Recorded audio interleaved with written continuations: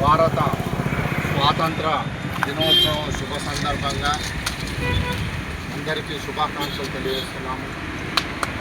భారత స్వాతంత్ర దినోత్సవం సందర్భంగా వేములవాడ పట్టణంలోని బైపాస్ రోడ్లో గల మండల హమాలి కార్మిక కార్యాలయం ముందు జాతీయ పతాకాన్ని ఆవిష్కరించడం జరిగింది. ఈరోజు భారతీయులందరికీ శుభదినము, పండుగ దినము, పర్వదినం. ఈరోజు స్వతంత్రం వచ్చిన దినము, ప్రజలందరూ స్వేచ్ఛగా జీవించడానికి స్వతంత్రాన్ని పొందిన దినం. ఈరోజు భారతీయులంతా చాలా సంతోషంగా ఈ స్వాతంత్ర దినోత్సవ వేడుకలను జరుపుకోవడం జరుగుతుంది. బ్రిటిష్ వారు వ్యాపారం కొరకు 200 సంవత్సరాల క్రితం భారతదేశానికి వచ్చి ఇక్కడనే తిష్ట వేసి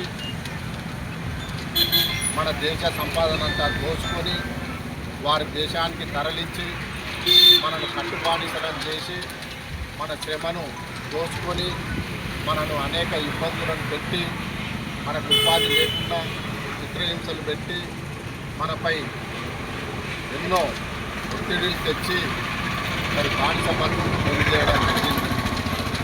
బ్రిటిష్ వాళ్ళను తరిమి కొట్టడానికి కొరకు ఎంతోమంది మహానుభావులు అల్లూరి సీతారామరాజు, వీరపాండ్య కట్టబ్రాహ్మణ, సుభాష్ చంద్రబోసు, భగత్ సింగ్, గాంధీ మహాత్ములు లాంటి ఇతరత్ర ఎంతోమంది ఎన్నో విధాలుగా ఆందోళనలు చేసి లాఠీ దెబ్బలు తిని ఎంతోమంది ప్రాణత్యాగాలు చేసి జైళ్ళకు వెళ్ళి కుటుంబాలకు దూరమై ఎన్నో త్యాగాల ఫలితంగా ఈరోజు మనకు స్వతంత్రం సిద్ధించడం జరిగింది.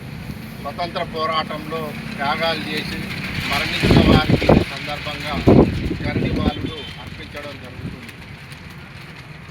మరి స్వాతంత్రం సిద్ధించి 80 సంవత్సరాలు అయినప్పటికీ స్వాతంత్ర ఫలాలు, రాజ్యాంగ ఫలాలు అట్టడుగు బడుగు బలహీన వర్గాలకు, దారిద్ర్య రేఖకు దిగువనున్న వర్గాలకు, సంపన్న వర్గాలకు, అణగారిన వర్గాలకు సమానంగా అందాలని, సామాజిక న్యాయం జరగాలని, సమన్యాయం జరిగినప్పుడే నిజమైన స్వతంత్రం సిద్ధించినట్టని ఈ సందర్భంగా తెలియజేస్తున్నాం.